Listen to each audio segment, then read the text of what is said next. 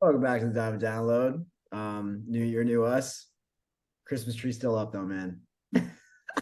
I love it. It looks great. Yeah, thank you, bro. Hey, how you doing, bro?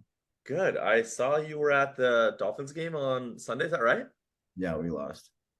Yeah, it was a good game to watch though. Was it Dolphins Bills? Dolphins, Bills. Um, How'd you get to go? I think I saw, were you with the guy that's Tyreek Hill's video guy? Is that who it was? yeah. Yeah, so K Fitz, he's like this 21-year-old kid, used to work for the NFL, got fired because he was recording a video in the end zone of Tyreek getting a touchdown on his phone. Tyreek takes the phone, turns it like this, does a backflip, sickest video ever. Oh, I And remember that. yeah, and the NFL did not like that. That's why they re-acronymized it to the No Fun League, NFL, No Fun League. Wait, so he got fired because of his phone? He got fired because I don't know why. It was stupid, bro. Anyway, it was a great game. We had fun. Crackheads yelling behind us, bro. People love football. It's crazy. As a Canadian, don't really know much about the culture, but crazy. And he now works for Tyreek personally. Like he does social media or video for Tyreek personally. He's been working with him for a while, but yeah, he's copy MBA student. Does he work with other clients, or like that's his own, like he's in-house? I think he has a couple of other clients. Oh, Yeah, very cool. cool, interesting guy though. Dude, we got some fire topics today. Oh, let's do it. Um, That's so cool though. a little bit different too because we got like a one for me, and then one for you, and then one for kind of like both of us. Okay, let's do it. Um, okay, so my thing is Mason's discipline hack that I wrote an email about today, but I'm gonna talk about it here because most people aren't on my email list. But okay, so long story short, I'm doing a 48-hour fast right now. I had my last meal Sunday night at Okay. 6, and I'm about to like eat in like an hour probably. Okay. Um, and I'm feeling like a little out of it, bro. Super lightheaded. It sucks. Like, have you ever done a fast? Yeah, yeah, it's no, not fun. What's the longest you've gone? Oh, I think I tried to do a 24 hour and I made it like barely 24 hours. Okay. Yeah. Yeah. So, dude, they're tough. Like, 24 hours is like the hardest point to break through because like you just want to have dinner so bad. And it just sucks, bro. And I've done this a handful of times.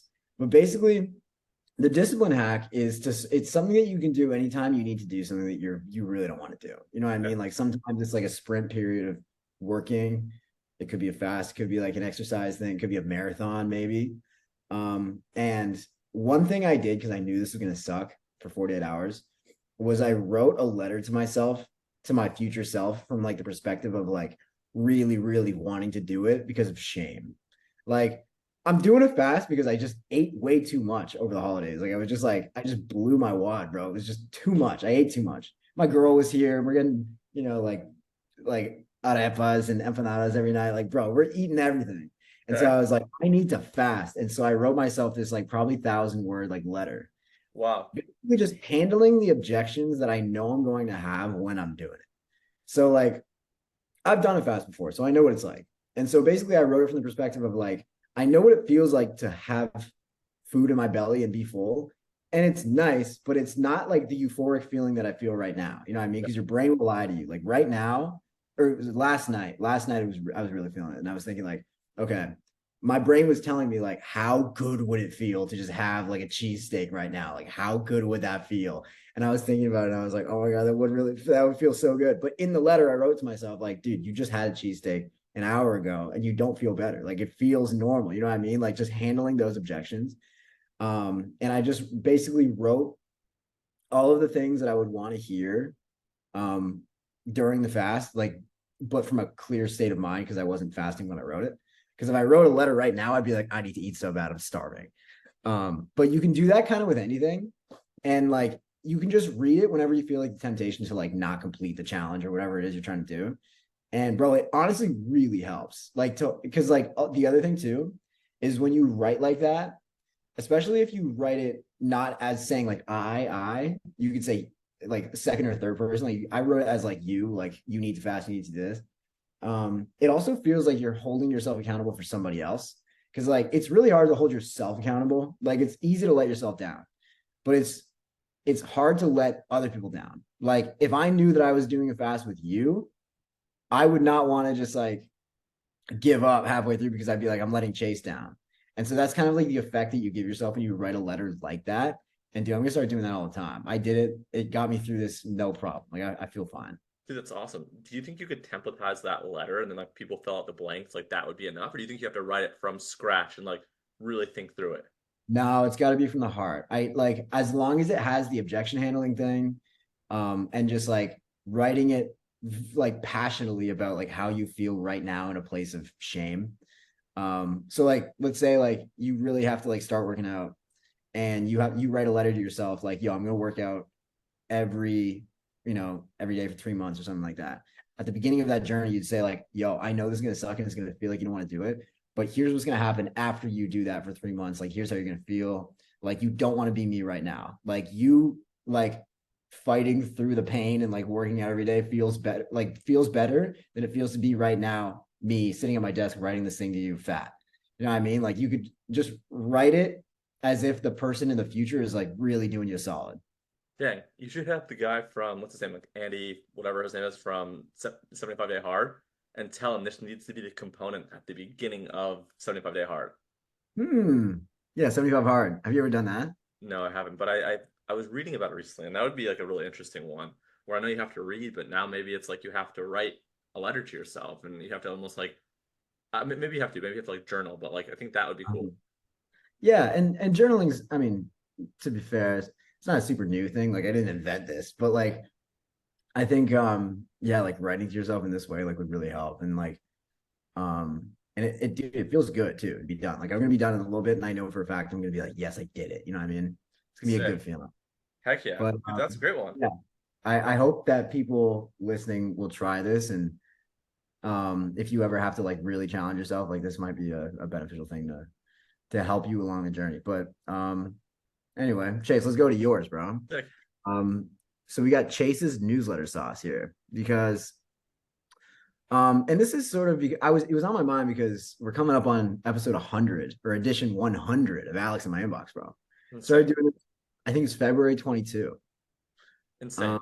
which is crazy. And I think you have a knack for building newsletters. You have a massive list. The content is good. Your open rates are still good. You get sponsors. Like you actually make money from it. Yeah. Can you like share a couple tips if someone was like maybe you from like 2020 and you wanted to like impart some wisdom on building a newsletter? Yeah, for sure.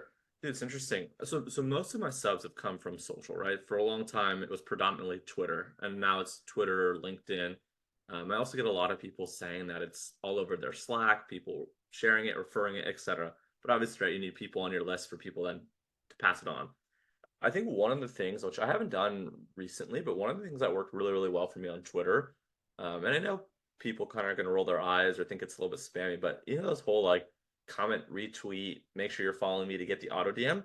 Bro, every time I did that, I would collect hundreds of emails to thousands of emails. I wasn't the first to do that strategy, but I was one of the first ones to do it the way that I did it. So everyone would just be like auto retweet, I'll send you a DM, and then they would send whatever it was that was the lead magnet or whatever it was that was the prize for engaging. But what I had done is, let's just say, I don't know, 50 subject lines that has the highest open rates. It was my lead magnet.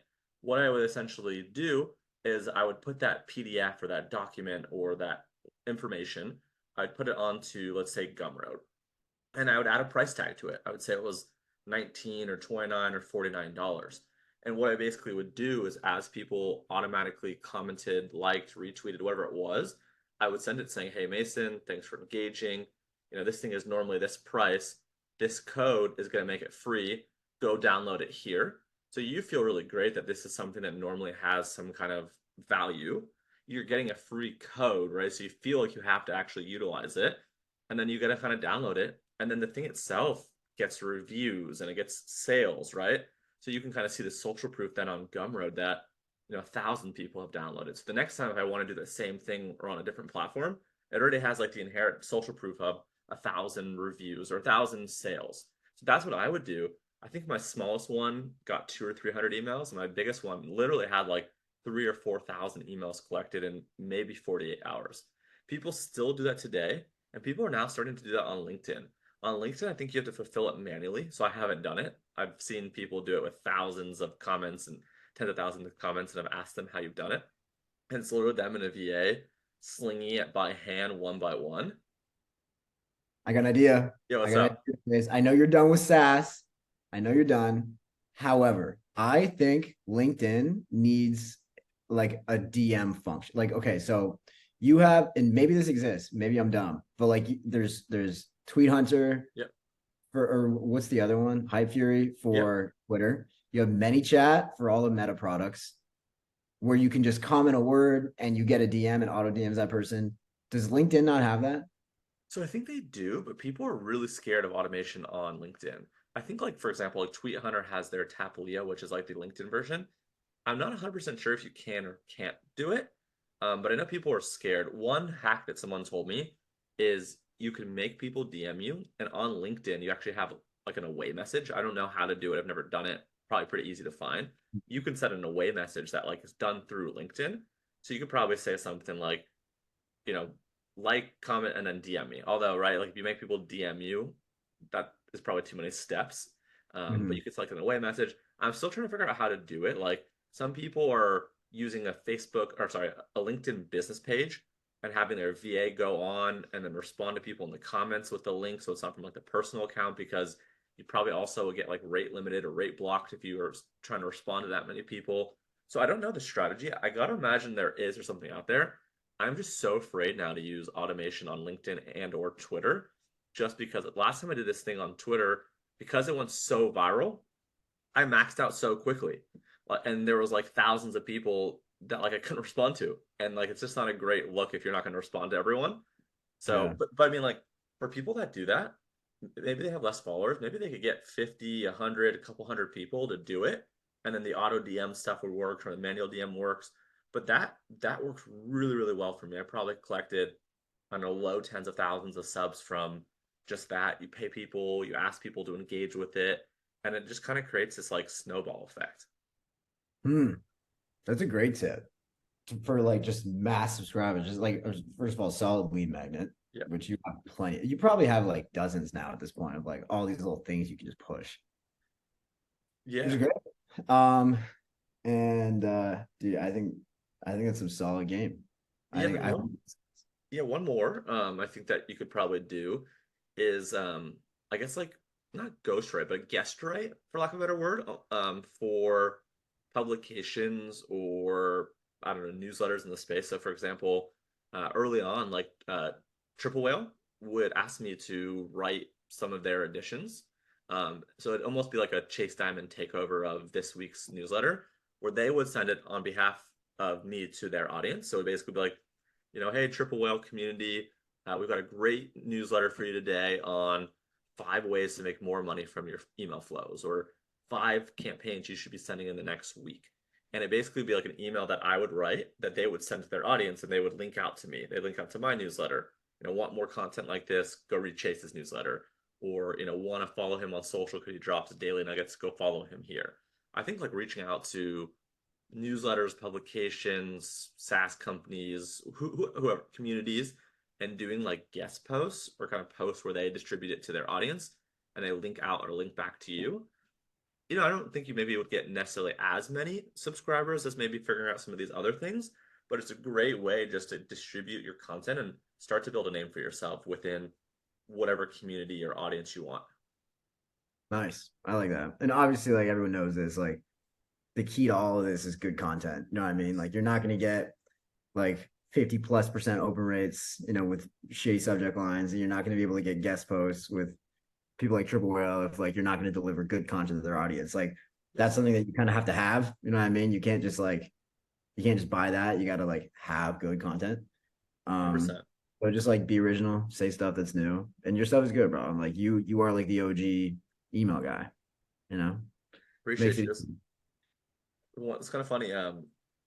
Daniel Fazio, Cold Email Wizard, he posted some video that someone sent me, um, and he basically was like, Chase Diamond created 5,000 clones for himself by creating this course. So It was kind of funny. Like he created like this video. He might have mentioned even you too, and I just watched like the specific minute that he talked about me, where he talked about just creating clones for yourself. I mean, dude, think about how many people you've created, how many clones you've created. People doing freelance copywriting. They all message me. They literally all email message me every single day. There's 1,001 of you now out there just trying to get roles. It's crazy. It's so dumb how people hit you up, bro. In the course, I say don't hit up Chase, but they still do it. And I would be willing to bet that the people who are doing that are like probably the bottom 20% of my talent pool, the people who learn from me, because they just don't listen. It's not even like you're getting the good ones. You know what I mean? Like, I feel like if I didn't say don't hit Chase up, you'd actually be getting like good people because like they just be like, oh, okay. But all the smart ones are not hitting you up and all the dumb ones are hitting you up. Yeah. So I call my students dumb, but like, listen, I said don't do it, and you're still doing it. So you're dumb. But it's okay. I'm sorry, Chase. I'll tell them to stop again. I'll tell them again. All good, brother. What's the And last segment? the last one is just one general entrepreneurship lesson from each of us. And you can start or I can start. I'll let you start. Okay, cool. So this is okay. So I have a friend like in real life, homie, one of my closest friends. I tried to put him on a copywriting in like September of 2022.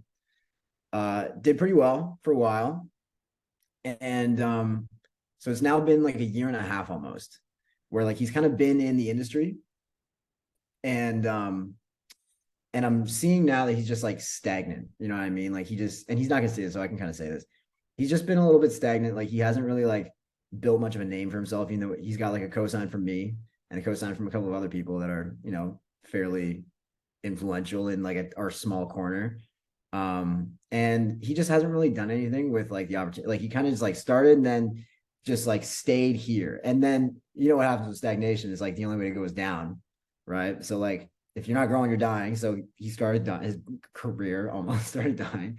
And like he's just kind of back to square one, even though he's been in the space. And I was thinking about this and I told him yesterday, we had a conversation. I was like, dude, being straight up, if you've been in here for a year and a half, like you should have your pick of the litter. You should be able to work with whoever you want to work with. You should be able to, you should have kind of like a personal brand if you want it, or at least have connections and like a network. And so, long story short, my piece of advice is like, in the beginning, you have a lot of momentum because it's really easy to grow. Like it's really easy for you to go from like 3K a month to 6K a month.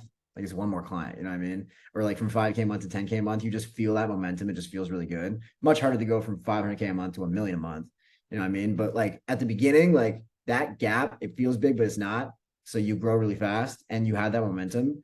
Don't let that die, at least for the first year. Like try not to like once you have something working, like once you're making like around 5, 10, 15K a month, like try not to travel, try just to stack a bunch of bread, try to immerse yourself in the business as much as possible. Like I remember like when I in my first year copywriting, like bro, I went from 0 to 20K a month.